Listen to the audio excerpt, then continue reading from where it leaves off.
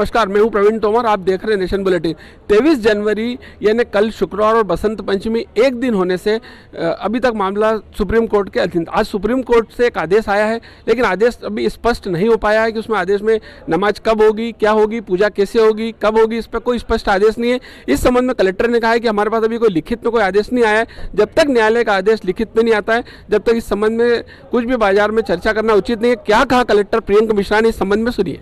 है आदेश मैंने इसीलिए आप लोगों से मुखातिब होना ज़रूरी समझा कि कोर्ट में जो अभी सुनवाई हुई है और उसके बाद से न्यूज़ रिपोर्ट्स में बहुत सी न्यूज़ रिपोर्ट्स तुरंत में ऑनलाइन पब्लिश हो रही हैं। मेरा सभी मीडिया ग्रुप से भी ये आग्रह रहेगा और हमारे जो आमजन यहाँ नागरिक हैं उनसे भी आग्रह रहेगा कि अपने स्तर पे कोर्ट में हुई सुनवाई का इंटरप्रिटेशन या उसका जो अर्थ निकालने का कृपया प्रयास ना करें, क्योंकि आपके द्वारा बोली गई कोई भी एक चीज़, एक लाइन हो सकता है विरोधाभासी हो।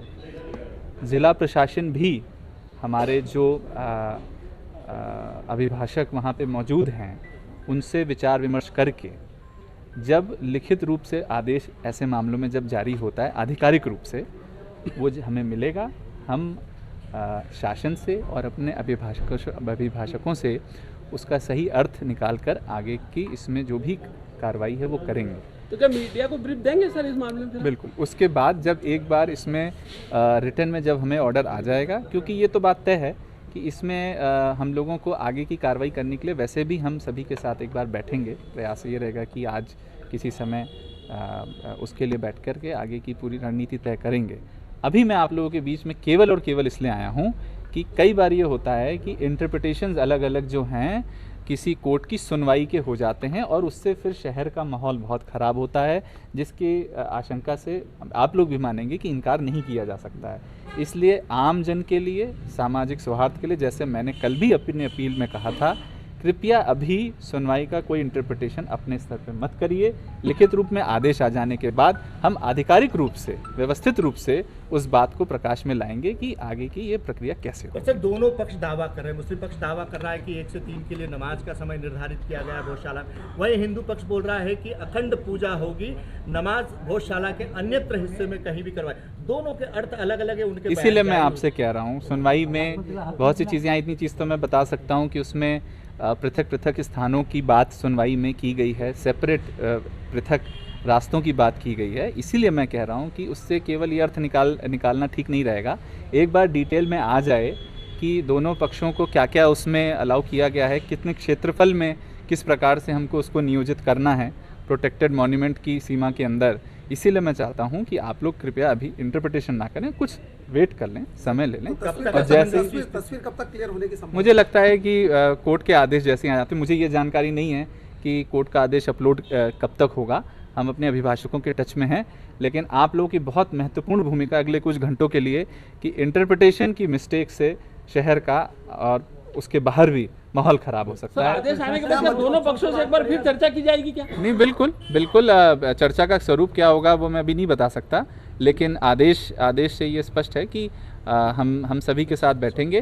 पहले ये बिल्कुल स्पष्ट मैं कर दूं कि सुनवाई में ये बिल्कुल निकल कर आया है कि कानून व्यवस्था के हिसाब से ही व्यवस्था बनाई जानी है, ऐसी ही व्यवस्था बनाई जानी है जिससे कानून व्यवस्था भंग ना हो। तो वो हमारा मूलभूत ऑब्जेक्टिव रहेगा। हमारी किसी भी बनाई गई व्यवस्था का एक ऑब्जेक्टिव ये कि कानून व्यवस्था भंग नहीं होनी चाहिए। सर, क्या जिला प्रशासन मध्य प्रदेश शासन के द्वारा नियुक्त किसी एडवोकेट के संपर्क में है या सुप्रीम कोर्ट के लॉयर्स के सीधे संपर्क में? नहीं, जिला प्रशासन शासन का अंग होता है और जिला इस केस में जो रिस्पोंडेंट्स हैं उसमें मध्य प्रदेश शासन, ASI, ज़िला कलेक्टर, ज़िला SP, ये सब इस केस के रिस्पोंडेंट हैं। अगर आप आज के केस की बात कर रहे हैं, और सभी की ओर से संयुक्त रूप से हमारे जो अभिभाषक हैं, केंद्र सरकार से एडिशनल सॉलिसिटर जनरल और हमारे राज्य सरकार से एडिशनल एडवोकेट जनरल, ये सब लोग वहाँ मौजूद थे। तो ये कहा जा सकता है कि अभिभाषक जो होते हैं शासन की को रिप्रेजेंट करते हैं। सर, सुरक्षा व्यवस्था और बढ़ाई जाएगी? नहीं, कोई बढ़ाए या घटाए जाने का प्रश्न नहीं है। हमारी व्यवस्था जिस प्रकार से बनाई गई है हम उसी प्रकार से तैयारी कर रहे हैं। बट आप सब लोगों को पता है कि सोशल मीडिया और फॉरवर्डेड मैसेजेस का क्या दुरुपयोग हो सकता है ऐसे अवसर पे। इसीलिए इस समय तो तुरंत में मैं आप लोगों से तुरंत इसलिए मैं मुखातिब होने आया कि इस पे विशेष ध्यान रखें, इंटरप्रिटेशन कृपया ना करें। यही बात अभी रखी जाए कि जब लिखित रूप में जब आदेश आ जाएगा उसके बाद इसके बारे में सभी पक्षों के साथ बैठ करके इसका इंटरप्रिटेशन करके आगे की कार्रवाई की। चीज़ की लाइव स्ट्रीमिंग होती है पूरी कोर्ट प्रक्रिया की, बावजूद उसके अगर आदेश का इंतजार किया जा रहा है तो ये धार की जनता इस असमंजस में नहीं, ऐसे नहीं होता है। लाइव स्ट्रीमिंग और आदेश एक चीज़ नहीं होते हैं, और यदि आदेश आने में उसमें कोई विलंब होता है तो हमारे अभिभाषक से हम लिखित रूप में या जानकारी प्राप्त करके उसका इंटरप्रिटेशन पहले ही हम उसको ले लेते हैं। बट इसमें बिल्कुल भी संदेह मत रखिए कि कोर्ट के आदेश हमेशा अपलोड होते हैं, जारी होते हैं, वो डिक्टेशन के बाद वो जारी होते हैं, इसलिए आप कोर्ट की भी अवमानना हो जाएगी। अपने इंटरप्रिटेशन से माननीय उच्चतम न्यायालय की भी अवमानना हो सकती है यदि उसका गलत इंटरप्रिटेशन ड्रॉ किया गया, तो आप लोग उससे भी बचिए। Thank you.